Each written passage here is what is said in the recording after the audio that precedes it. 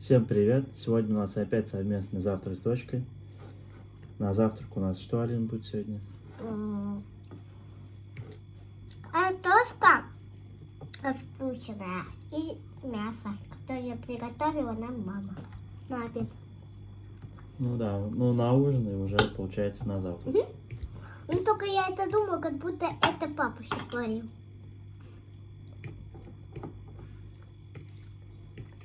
Так что всем приятного аппетита. Сейчас позавтракаем. И пойдем с папой на дела. Да, только не знаю, на какие пока дела. Папа, мы в кафе пойдем.